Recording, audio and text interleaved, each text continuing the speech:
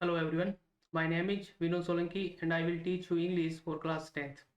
Class 10 का ये हमारा फर्स्ट चैप्टर है जिसका नाम है अ लेटर टू गॉड यानी कि भगवान को एक पत्र। चलो स्टार्ट करते हैं इस चैप्टर को कि इस चैप्टर में क्या होता है। चैप्टर को स्टार्ट करने से पहले हम पढ़ेंगे बिफोर यू रीड, यानी कि बेसिकली हमें बताता है कि ये जो चैप्टर है वो किसके बारे में होगा। दे से अ faith can move a mountains, यानी कि वे कौन, यानी कि वे लोग, यानी वे लोग कहते हैं कि अगर फेथ है, फेथ का मतलब अगर विश्वास है, तो माउंटेन जो है उसको भी हिलाया जा सकता है। यानी कि अगर आपके अंदर विश्वास है तो पर्वत को भी हिलाया जा सकता है। बट लेकिन what should we put our faith in, लेकिन हमारा ये जो फेथ है, हमारा ये जो विश्वास है, वो किस में होना चाहिए, ये भी तो हमें देखना पड़ेगा। कई बार होता है कि हम अंधविश्वास में किसी चीज़ पर विश्वास कर लेते हैं, यानी कि नेगेटिविटी जो है, ठीक है, वो हमारे अंदर आ जाती है और इसके अकॉर्डिंग हम चलते हैं। और कई बार होता है कि पॉजिटिविटी से हम किसी चीज़ में फेथ रखते हैं, विश्वास रखते हैं। This is the questions this story delicately poses, यानी कि यही सवाल जो है वो इस कहानी को आगे लेके जाता है। यानी कि इस कहानी में जो है वो विश्वास ही है जो इस कहानी को आगे की ओर लेके जाएगा। यानी कि जो एक फार्मर है जिसके बारे में बेसिकली ये चैप्टर है, और उसका जो विश्वास है वो किस प्रकार का है वो हम आगे देखेंगे। Lancho is a farmer who write a letter to God when his crops are ruined, asking for 100 pesos। यानी कि एक लेंचो नाम का एक फार्मर होता है, वो भगवान से 100 जो पैसोस हैं उनकी वो डिमांड करता है। वो डिमांड इसलिए करता है क्योंकि उसकी जो फसल जो है वो भारी बारिश के कारण बर्बाद हो गई। रूइंड होता है बर्बाद होना। यहाँ पे देखो एक वर्ड आ रखा है पेसोस। पेसोस होता है अमेरिकन मुद्रा, जो डॉलर जो होता है, डॉलर का जो 100वां जो पार्ट है, यानी 100वां जो भाग है, उसका जो एक जो हिस्सा होता है उसको पेसोस का नाम दिया गया, जो कि एक करेंसी होती है। Does Lencho letter reach a God, क्या ये जो लेटर लेंचो ने लिखा है क्या वो भगवान के पास पहुंचा? यानी आपसे अब पूछा जा रहा है does God send him the money, और अगर लेटर वहां पे पहुंचा तो क्या भगवान ने लेंचो को वो पैसों जो जिसकी वो डिमांड कर रहा है वो उसको भेजे या नहीं। Think what you answer to these questions should be and guess how the story continues before you begin to read। तो अब आप सोचिए कि क्या ये लेटर भगवान तक पहुंचा या नहीं पहुंचा, या फिर अगर पहुंच गया तो भगवान ने क्या लेंचो को ये जो 100 जो पैसों की जो वो डिमांड कर रहा है वो उसको मिले या नहीं। तो ये आप सोचे थोड़ा और इसके बारे में अ, आगे पढ़े। तो चलो देखते हैं, वीडियो को आप अंत तक देखें ताकि आपको पता चले कि इस चैप्टर में किस प्रकार का फेथ है, किस प्रकार का विश्वास है, और जो लेटर वो लिख रहा है भगवान को क्या वो भगवान तक पहुंचा। अगर पहुंचा तो क्या भगवान ने लेंशो की 100 पेसोस देकर उसकी मदद की। तो चले देखते हैं और अंत तक वीडियो में बने रहिए। The house, the only one in the entire valley, sat on the crest of a low hill। यानी कि वह घर उस संपूर्ण घाटी में एकमात्र जो कि नीचे वाली पहाड़ी के शिखर पर था। क्रेस्ट होता है टॉप ऑफ अ हिल, मतलब कि शिखर पर या ऊंचाई पर।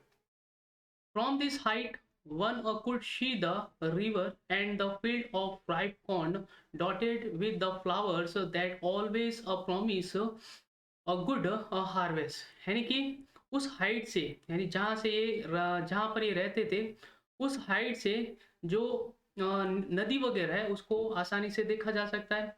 और जो फील्ड फील्ड होता है खेत, तो खेत में जो राइप कॉर्न, राइप होता है पकी हुई कॉर्न होता है फसल। तो पकी हुई जो फसल है जैसे कि फ्लावर वगैरह थे वहां पर, तो पकी हुई फसल जो फ्लावर जो वहां पर है वो डॉटेड्स के रूप में, यानी कि एक बिंदु के रूप में नजर आ रहे हैं, और हमेशा ऑलवेज यानी हमेशा ये प्रॉमिस करते हैं कि अच्छी हार्वेस्ट होगी। हार्वेस्ट होता है फसल। The only things the earth needed was a downpour, यानी कि सिर्फ एक ही चीज थी, वो ये थी कि एक भारी बारिश हो, यानी कि जो वहाँ के जो खेत थे या फिर कह सकते हैं जो जमीन जो थी उसको एक भारी बारिश का इंतजार था। तो डाउनपोर होता है भारी वर्षा। और अ लिस्ट अ शोअर, अगर भारी वर्षा ना हो तो कम से कम थोड़ी बहुत जो बौछारें होती है बारिश की नॉर्मली, वैसा ही कम से कम हो जाए, एटलीस्ट यानी कम से कम। Throughout the morning Lencho, यानी कि प्रातः काल के दौरान Lencho, who knew his field intimately, had done nothing else but see the sky toward the north east। अब प्रातः काल के दौरान जो कि लेंचो जो है वो अपने खेतों को इंटीमेटली, इंटीमेटली का मतलब होता है परिचित होना, तो वो अपने खेतों से क्या था, परिचित था। अब वो आगे ये कह रहा है कि और कुछ नहीं, लेकिन जो कह सकते हैं कि जो स्काई जो है जो नॉर्थ ईस्ट की दिशा से जो आएगी वो उसको देखकर समझ जाता है कि उसके खेतों को किस प्रकार की बारिश की जरूरत पड़ेगी। आगे देखिए। Now we were really going to get some water, a woman। Women जो है वो इस लेंशो की वाइफ जो है उसके लिए वर्ड ये आया है।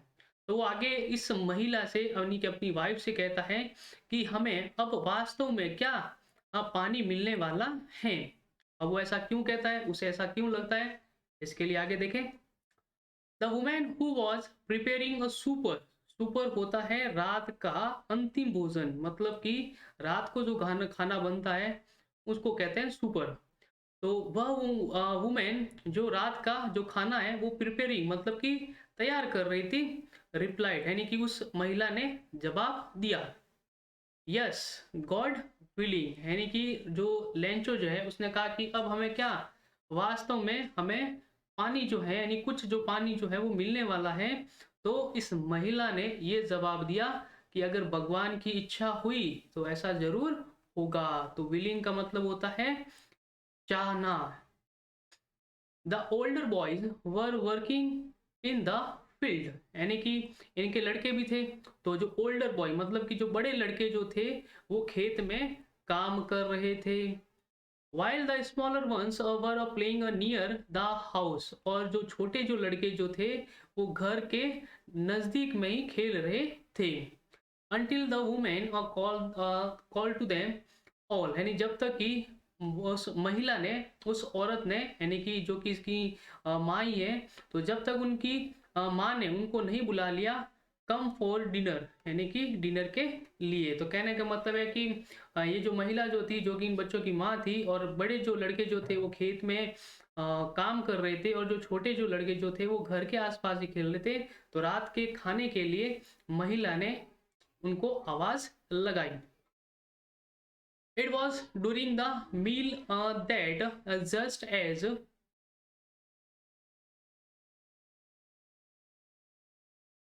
लेंचो हैड प्रिडिक्टेड, यानी कि ये भोजन के दौरान हुआ था कि लेंचो ने क्या किया था, प्रिडिक्टेड यानी कि भविष्यवाणी की थी। किस चीज की थी, big drop of rain began to fall, मतलब कि बारिश की जो बड़ी बड़ी जो बूंद है वो अब गिरना प्रारंभ हो गई थी, यानी कि बारिश जो है वो अब स्टार्ट हो गई।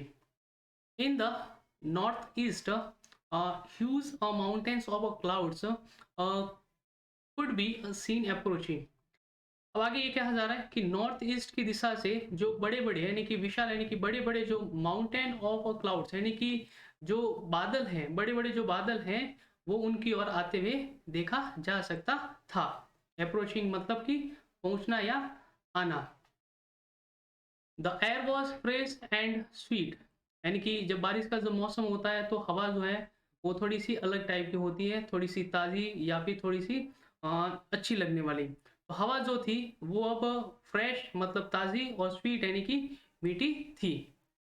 The man went out for no other reason than to have the pleasure of feeling the rain on his body, यानी कि वह आदमी जो बाहर गया, आदमी बाहर जाने वाला जो था वो था लेंचो। तो लेंचो का बाहर जाने का जो रीजन जो था वो एक ही था कि वो अपने बॉडी पर इस बारिश का जो आनंद है उसको वो फील करना चाहता था। And when he return to exclaim, जब वो वापस अंदर आया यानी कि घर के अंदर जब वो वापस से प्रवेश करता है, तब उसने घोषणा की। क्या घोषणा की, क्या उसने बोला कि these aren't rain drops are falling from the sky, यानी कि आकाश से जो बारिश हो रही है वो बारिश नहीं हो रही। तो क्या हो रहा है कि वो आगे बता रहा है, दे आर न्यू कॉइन्स, यानी कि ये क्या है, नए नए सिक्के हैं। कॉइन होता है सिक्के, यानी कि बारिश को वो सिक्कों का नाम दे रहा है कि बारिश नहीं गिर रही है बादलों से, तो नए नए सिक्के गिर रहे हैं। The big drops are 10 cents pieces and the little ones are 5, यानी कि जो बड़ी बड़ी जो बारिश की जो बूंदे हैं वो 10 सेंट पीसेस, यानी कि जो सेंट यानी कि पैसों का भी एक प्रकार का सबसे छोटा जो भाग है वो है। तो बड़ी जो ड्रॉप्स है वो 10 सेंट पीसेज में है, और जो छोटी जो है वो 5 सेंट पीसेज में है।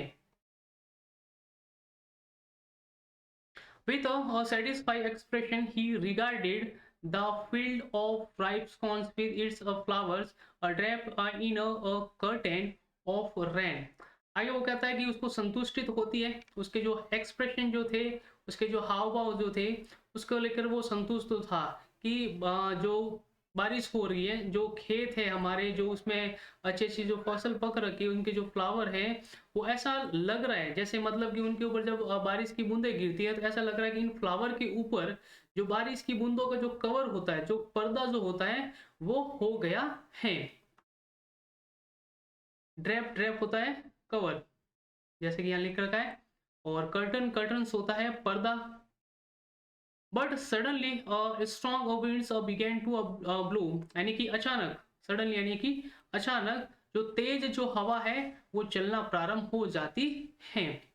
And along with the rain very large hailstones began to fall, यानी कि बारिश तो होती होती है, उनके साथ साथ क्या होता है, हेलस्टोन, हेलस्टोन होता है ओले, जो बारिश में जो बर्फ के जो टुकड़े होते हैं जो गिरते हैं उनको ओले नाम दिया जाता है, तो ओलों को कहते हैं हेलस्टोन्स।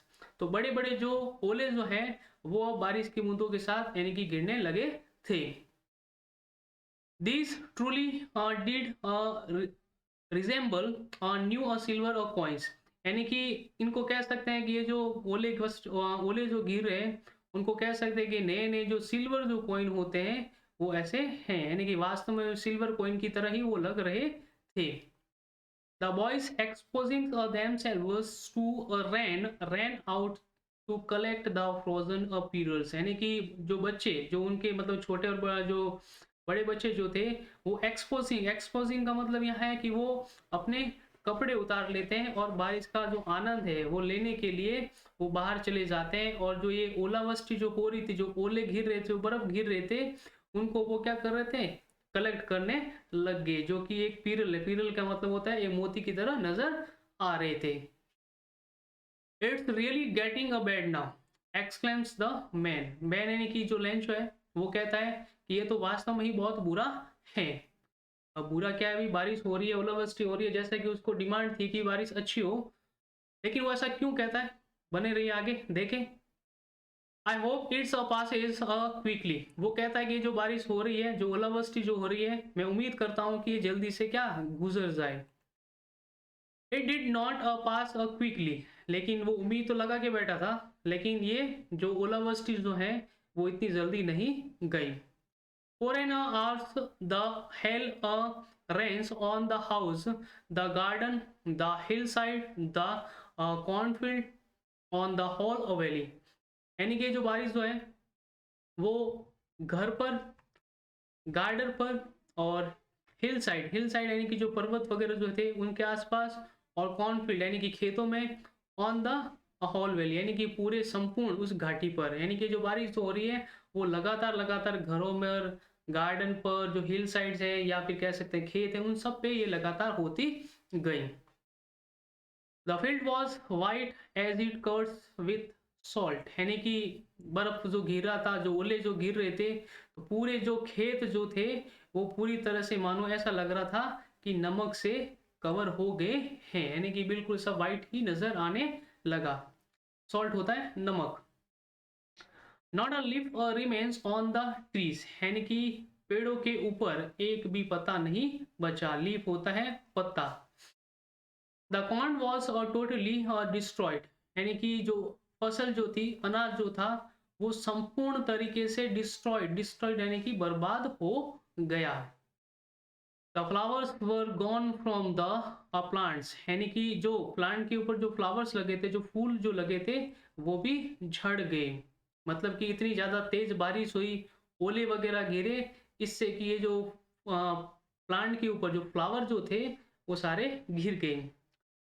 लेंसो सोल्स पर filled with a sadness, यानी कि जो लेंसो का जो सोल है, जो आत्मा जो है, वो उदासी से भर गई। सैडनेस होती है उदासी। When the storms had passed, यानी जब बारिश चली गई, मतलब कि बंद हो गई, he stood in the middle of the field and said to his son, यानी कि वह अपने खेत के मिडल में, यानी कि मध्य में खड़ा हो जाता है और अपने पुत्रों से वो कहता है, plague of locusts would have left more than this, यानी कि वो अपने पुत्रों से ये कहता है कि जो प्लेग होते हैं, यानी कि जो टिंडियों का जो समूह होता है, लोकट्स होते हैं, टिंडी यानी कि एक प्रकार के इंसेक्ट होते हैं जो फसल पर अगर अटैक करे, अगर एक ग्रुप में अटैक करे, तो वो सारी जो फसल है उसको वो बर्बाद कर सकते हैं। तो ये जो लेंचो है वो अपने पुत्रों से ये कहता है, अपने खेतों के बीच में खड़ा होकर, अपने खेत के बीच में खड़ा होकर, कि अगर ये जो टिंडिया है वो भी अगर अटैक करे फसल के ऊपर, तो वो भी क्या है, इतना ज्यादा नुकसान नहीं करती, यानी वो भी बहुत ज्यादा छोड़ देती है। The hell has left nothing, यानी कि ये जो हेल है, यानी कि जो ओले हैं, उसने तो कुछ भी नहीं छोड़ा। यानी कि जो ओले वगैरह इतनी देर तक गिरे, यानी कि ज्यादा समय तक गिरे, इस कारण से जो सारी जो फसल है वो बर्बाद हो गई। This year we will have no corn, तो वो अपने आगे कहता है कि अपने पुत्रों से कहता है, इस साल जो हमारे पास जो अनाज है वो बिल्कुल नहीं रहेगा, क्योंकि होगा ही नहीं, नहीं होगा तो कैसे रहेगा। That night was a sorrowful one, यानी कि वह रात, उस दिन जब ज्यादा बारिश हुई, ओले वगैरह गिरे, तो उस दिन वो उसके लिए क्या थी, सोरोफुल, यानी कि दुख भरी थी। All hours of works of for nothing, वो कहता है कि हमने जितना भी काम किया, यानी कि पिछले कुछ महीनों से जो फसल वो उसको देखभाल कर रहे थे, बड़ी कर रहे थे, तो वो कह रहे हैं कि इस ओलावृष्टि में अब क्या बिल्कुल भी नहीं रहा, तो जो उन्होंने काम किया अब वो उनके लिए क्या हो गया, नथिंग हो गया, यानी कि एक व्यर्थ कह सकते हैं कि अब वो व्यर्थ ही रहा। There's no one who can help us, यानी कि कोई नहीं है जो हमारी मदद कर सकता है। We will all go hungry this year, यानी कि हमें इस साल क्या भूखा ही रहना होगा। But in the hearts of all who live in that solitary house in the middle of the valley, there was a single hope, help from God, यानी कि उस रात वो कह सकते हैं कि जब उसके जब वो रात को सोया, तो उसके हृदय में सिर्फ एक ही चीज थी, और वो एक चीज ये थी, यानी कि उस वैली पर कह सकते हैं, उस घाटी पर, उसके घर के बीच में कह सकते हैं कि उसके हृदय में सिर्फ एक ही चीज थी, और वो थी एक सिंगल होप। और वो उसने होप किससे लगा रखी थी, भगवान से, यानी कि अब भगवान से वो होप लगा के बैठा था कि भगवान ही उसकी क्या कर सकते हैं, मदद कर सकते हैं। तो देखें भगवान उसकी मदद करेंगे या नहीं करेंगे, करेंगे तो कैसे करेंगे। Don't be so upset even though this seems like a total loss, यानी कि वो कहता है कि अपसेट होने की इतनी ज्यादा जरूरत नहीं है, यानी कि माना कि लग रहा है कि ये पूरा लॉस है, लेकिन ये पूरी तरह से क्या संपूर्ण लॉस नहीं है। रिमेंबर, यानी कि याद रखो, no one dies of hunger, यानी कि वो कहता है कि कोई भी जो है वो भूख से नहीं मरता है। आगे देखे, दैट्स व्हाट दे से, यानी कि वे लोग भी यही कहते हैं, no one dies of hunger, यानी कि भूख से कोई नहीं मरता। ऑल थ्रू द नाइट, यानी कि पूरी रात के दौरान lens thought only of his one hope, यानी कि सिर्फ एक ही उम्मीद के बारे में लेंचो जो है वो पूरी रात सोचता रहा। द हेल्प ऑफ गॉड, यानी कि भगवान की मदद, यानी कि अगर उसको भगवान की मदद मिल जाए तो अच्छा होगा। Whose eyes, as he had been instructed, see everything, even what is deep in one's conscious, यानी कि उसे किसी ने बताया था कि भगवान की जो आंखें हैं, भगवान की जो नज़रें हैं, वो सभी पर टिकी रहती है, और यहाँ तक कि उस लेंचो के माइंड में या फिर के हृदय में या फिर कह सकते हैं कि अंतरात्मा में जो कुछ भी है वो भी भगवान समझते हैं। Lencho was an ox of a man working like an animal in the field, यानी कि लेंचो जो था वो एक बैल की तरह एक व्यक्ति था जो कि पूरे दिन खेत में जानवरों की तरह काम करता था। But still he knew how to write, लेकिन फिर भी वो अभी भी अ, किस तरह से लेटर लिखा जाता ये वो जानता था। द फॉलोइंग संडे, यानी कि आने वाले रविवार को, एट डे ब्रेक, यानी कि दिन निकलने पर, he began to write a letter which he himself would carry to town and place in the mail, यानी कि जब दिन निकला तो उसने क्या लेटर प्रारंभ करना शुरू किया, और उसने ये भी वो डिसाइड कर रखा था कि वो इस लेटर को लिखने के बाद खुद वो उसको टाउन लेके जाएगा और खुद उसको क्या करेगा, मेल करेगा। It was nothing less than a letter to God, यानी कि यह और कुछ नहीं, एक भगवान को एक, या कह सकते हैं परमात्मा को एक पत्र था। गॉड ही रोट, यानी कि उस पत्र पर उसने लिखा उस रविवार को कि हे भगवान, if you don't help me, यानी कि अगर आप मेरी मदद नहीं करोगे, my family and I will go hungry this year, यानी कि मैं और मेरा जो परिवार है वो इस साल क्या भूखे ही रह जाएंगे। I need 100 pesos in order to sow my field again and to live until the crop comes because the hailstone, यानी कि वो 100 पैसों की जो मांग है वो करता है, और 100 पैसों उसको क्यों चाहिए उसका भी वो रीज़न बताता है कि उसको जो अपने जो खेत है उसमें वापस से उसको बुआई करनी है। सो होता है बुआई करना, यानी कि उसको अपने खेत में वापस से बुआई करनी है, और जब तक कि ये बुआई जो है वो फसल पक के जब तक घर पे ना आ जाए तब तक उसको जीवित रहने के लिए भी कुछ रुपए पैसे चाहिए। और ये सब कुछ क्यों हुआ, उस हेल स्टॉर्म यानी कि जो ओले वगैरह जो घिरे उसके कारण हुआ। He wrote to God on the envelope, यानी कि एनवलप होता है लिफाफा, यानी लिफाफा के ऊपर उसने लिखा टू गॉड। टू गॉड का मतलब ये हुआ कि जिसको ये लेटर लिखा जाता है, जिसका सामने वाले का जो एड्रेस होता है वो लिफाफे के ऊपर लिखा जाता है। तो चूंकि ये भगवान को पत्र जाने वाला था इसलिए उसने उस लिफाफे के ऊपर टू गॉड लिखा। Put the letter inside and, यानी कि उसने उस लेटर को लिफाफे के अंदर डाला, and still a trouble went to town, यानी कि अभी भी दुखी होते हुए वह टाउन गया। एट द पोस्ट ऑफिस, यानी कि पोस्ट ऑफिस पर he place a stamp on the letter, यानी कि लेटर के ऊपर उसने एक स्टैम्प लगाई, and drop it into the mail box, यानी कि उसके ऊपर उसने स्टैम्प लगा ली। स्टैम्प होता है एक डाक टिकट लगाया उसने, और इसके बाद उसने जो मेल बॉक्स होता है यानी जहाँ पर पत्र वगैरह भेजने के लिए डाले जाते हैं वहां पर उसने इस पत्र को ड्रॉप कर लिया।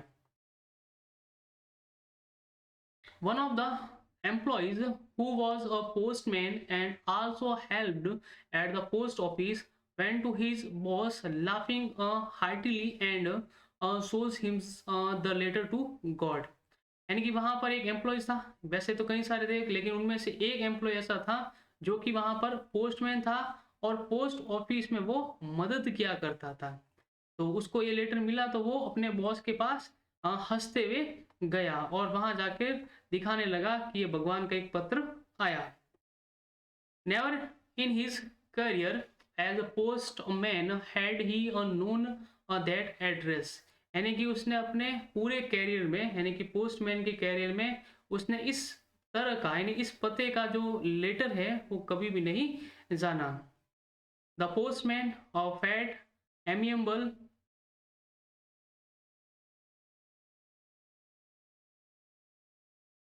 आगे देखिए, fellow also broke out laughing, यानी कि जो पोस्टमैन जो था वो फैट फैट एमिएबल एमिएबल होता है मिलनसार व्यक्ति था और वो भी हंसने लगा। बट लेकिन ऑलमोस्ट इमीडिएटली, यानी कि लगभग तुरंत ही टर्न्ड सीरियस, यानी कि तुरंत ही वो क्या गंभीर हो गया। And tapping the later on his desk commented, यानी कि डेस्क जो टेबल जो थी वहां पर उसने लेटर रखा और उसके ऊपर उसने टिप्पणी की। व्हाट फेथ, यानी कि क्या विश्वास है, यानी कि जो लेंचो नाम का जो फार्मर जो था उसका ये विश्वास था कि भगवान से मदद मांगे और भगवान जो है उसकी मदद करेंगे। तो ये जो पोस्टमैन है वो ये कहता है कि क्या उस राइटर का कितना बड़ा जो भरोसा है भगवान के प्रति वो इसमें दिखाता है। तो इसलिए वो कहता है कि क्या विश्वास है। आई विश, यानी कि जो पोस्टमैन है वो कहता है कि मेरी इच्छा है, I had the faith of the man who wrote this letter, यानी कि वो कहता है कि जिस व्यक्ति ने इस लेटर को लिखा कि काश मेरी भी ऐसी कोई क्या एक विश्वास होता, ऐसा कोई फेथ होता, तो वो भी फेथ करता, विश्वास करता भगवान के प्रति। आगे वो कहता है starting up correspondence with a God, यानी कि वो कहता है कि अगर मेरे का मुझे या कह सकते हैं मेरा ऐसा अगर फेथ होता तो भगवान से वो क्या करता, पत्र व्यवहार करता। सो इसलिए in order not to shake the writer's faith in a God, the post master came up with an idea, यानी कि अब आगे वो ये सोचता है कि राइटर जो है, यानी कि जो लेंचो नाम का जो फार्मर है उसका भगवान के प्रति ये जो विश्वास है वो टूटे ना या डगमगाए ना। इसलिए पोस्ट मास्टर जो है उसके माइंड में एक क्या आइडिया आता है। आंसर द लेटर, आइडिया ये था कि क्यों ना इस लेटर का क्या जवाब दिया जाए, क्योंकि लेटर जो है वो भगवान वाले एड्रेस पे तो पहुंच सकता नहीं है, तो इसलिए वही इस लेटर का क्या जवाब देने के बारे में सोच रहा था। बट लेकिन when he opened it, लेकिन जब उसने इसको खोला, it was evidence that to answer it he needed something more than a goodwill, ink and paper। तो जब उसने खोला तो ये तो क्या पक्का एविडेंस था, पक्का सबूत था कि इस लेटर में इस आंसर के अलावा, यानी कि न सिर्फ इस लेटर का उसको जवाब देना बल्कि इस जवाब के साथ उसको कुछ और भी देना पड़ेगा। मतलब कि गुडविल भी देनी पड़ेगी, इंक और पेपर, यानी कि वापस जब जवाब देंगे तो वापस जवाब किस प्रकार से देंगे कि नया पेन लेना पड़ेगा, फिर उसके ऊपर उसको लिखना पड़ेगा। तो ये तो फिक्स था, ये तो एविडेंस मिल गया कि वापस से जब जवाब दिया जाएगा तो उसके अलावा, यानी कि इंक पेन और गुडविल के अलावा कुछ और भी देना पड़ेगा। तो वो आगे क्या देना पड़ेगा देखते हैं। But he stuck to his resolution, लेकिन वो अपने क्या रिसोल्यूशन होता है संकल्प, यानी कि वो अपने संकल्प पर क्या अडिग था, यानी कि जो पोस्ट मास्टर जो था वो अपने संकल्प पर अडिग था कि वो इसका जवाब जरूर देगा। He ask for money from his employees, तो वो अपने जो एम्प्लॉयज है, यानी कि साथ में जो काम करने वाले जो एम्प्लॉयज है वो उनसे क्या मनी मांगता है, यानी कि रुपए मांगता है। He himself gave a part of his salary, यानी कि वो अपने सैलरी का भी क्या एक पार्ट देता है, एक हिस्सा देता है।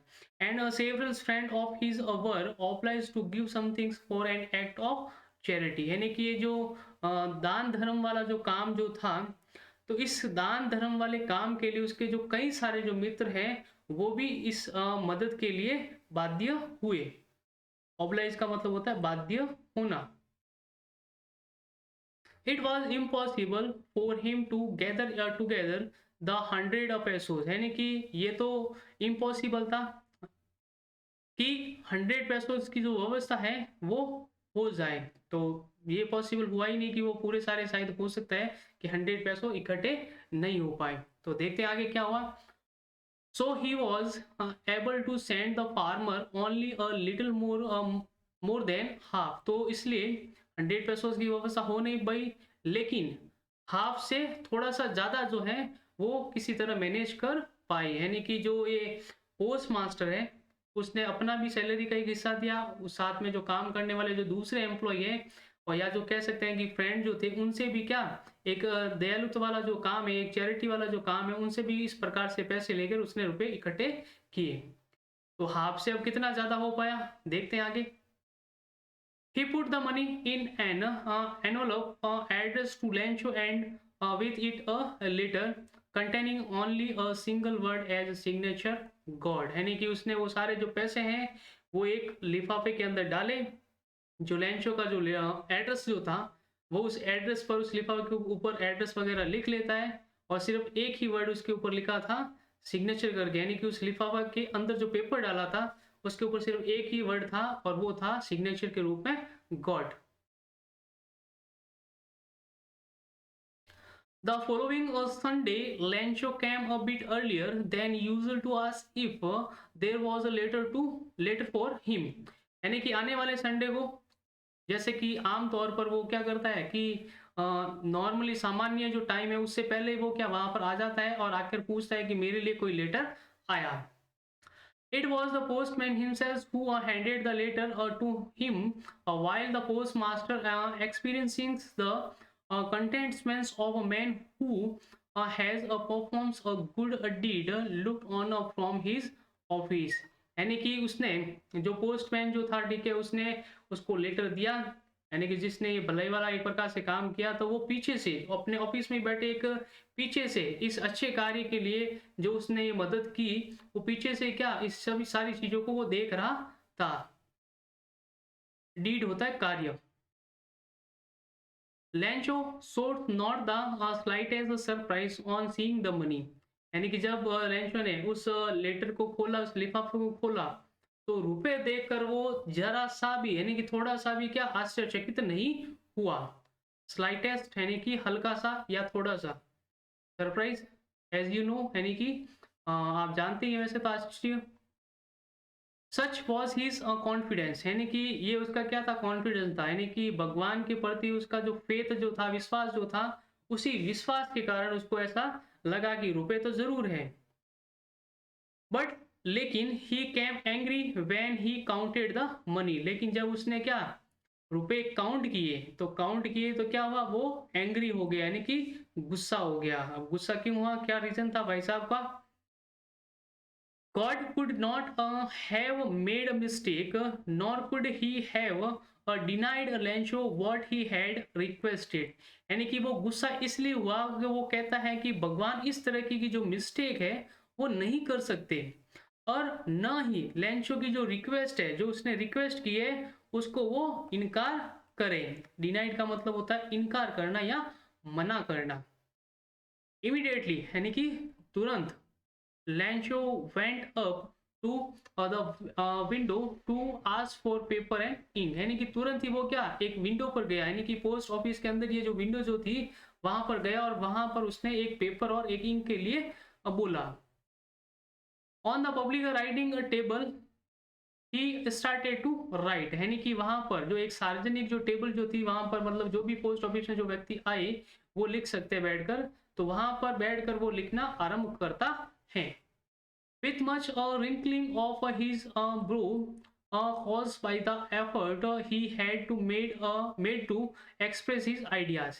यानी कि उसके जो दिमाग में जो आइडियाज जो थे उनको वो एक्सप्रेस किस पे ऊपर कर रहा था, लेटर के ऊपर। तो इसलिए वो अपने जो हाव भाव है अपने चेहरे के, अपने विचारों के, वो उस लेटर के ऊपर थोप देना चाहता था। यानी सारे जो विचार है वो जो लेटर में वो लिखना चाहता है वो थोप देना चाहता था। इसलिए क्या हुआ कि उसके जो बोझ है, यानी कि ब्रोज यानी कि जो आईब्रोज हुए होते हैं उस पे रिंकल्स यानी कि जो झुर्रियां वगैरह होती है वो आने लग गई।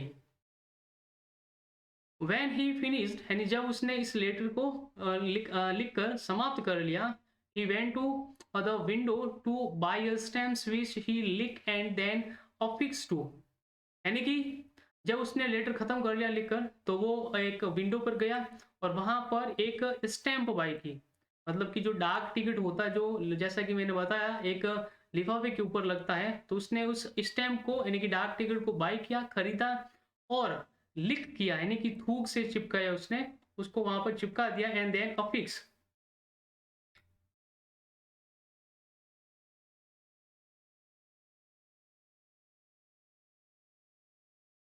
The envelope with a blow of his feet, यानी कि वो एनवलप के ऊपर क्या करता है कि अपनी जो फिस्ट है, अपनी जो फिस्ट है, फिस्ट से वो क्या करता है, जोरदार प्रहार करता है, जिससे कि जो स्टैंप है, यानी कि जो डाक टिकट उसने बाई किया है, खरीदा है विंडो से, वो अच्छे से चिपक जाए। The moment the letter fell into the mailbox, the postmaster went to open it. यानी कि वो क्षण आ गया जब पोस्ट मास्टर ने क्या उसको खोला। इट सेड, यानी कि उस लेटर के ऊपर लिखा था, गॉड, यानी कि हे भगवान, of the money that I आज for only 70 pesos reach me, यानी कि वह मनी जो उसने आपसे मांगी थी, उसमें से जो 70 जो पैसोज हैं वो उसको क्या पहुंच गई।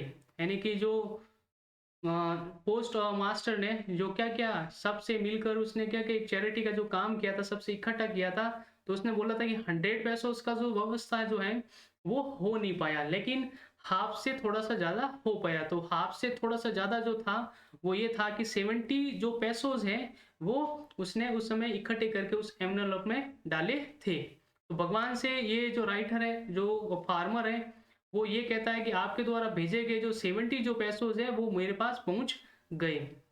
सेंड मी द रेस्ट, यानी कि रेस्ट, रेस्ट मतलब बाकी जो बच गए, यानी कि जो 30 पैसोज जो हैं वो आपने जो भेजे नहीं है, जो बच गए हैं, वो क्या करें, सेंड मी मतलब कि मुझे भेजें। Since I need it very much, यानी कि क्योंकि उसको ये जो 30 पैसोज की भी जो आवश्यकता है वो बहुत ज़्यादा है। बट लेकिन don't send it to me और थ्रू द मेल, लेकिन वो आगे ये भी लिखता है कि आप मुझे क्या मेल के द्वारा मत भेजना, यानी कि वापस से जो पत्र व्यवहार है वैसे मत करना। इसका रीजन ये बिकॉज क्योंकि the post office employees are a bunch of crooks Lencho. Reason ये बताता है कि यहाँ पोस्ट ऑफिस के जो एम्प्लॉयज हैं वो क्या है, बंच ऑफ क्रूक्स, मतलब कि ये होता है कि ये जो एम्प्लॉयज है वो क्या है, बेईमान है। यानी कि उसका जो मानना ये है कि आपने तो 100 पैसे भेजे होंगे, लेकिन ये जो पोस्ट ऑफिस के जो एम्प्लॉयज हैं उन्होंने क्या किया, उस 100 पैसों में से 30 पैसों निकाल लिए और मेरे पास सिर्फ 70 पैसों ही पहुंचे। देखा जाए तो पोस्ट मास्टर जो है उसने तो एक भलाई वाला काम किया, यानी कि बोलते हैं ना कि नेकी कर और दरिया में डाल, तो उसने तो एक नेक काम ही किया था। लेकिन जो लेंचर जो है वो भी इनोसेंट है, वो आप ये नहीं कह सकते हैं कि वो काफी ग्रिडी है या लालची है, वो भी एक इनोसेंट व्यक्ति ही है। थोड़ा सा भरोसा थोड़ा जो है वो लोगों के ऊपर थोड़ा उसका कम था। तो स्टूडेंट, आई होप कि ये चैप्टर जो है वो आपको अच्छे से समझ में आया होगा। आप इस वीडियो को अच्छे से अच्छे बार बार उसको समझें, बार बार इसको देखें, और अच्छा लगे तो आगे भी शेयर करें, सब्सक्राइब करें। Thank you.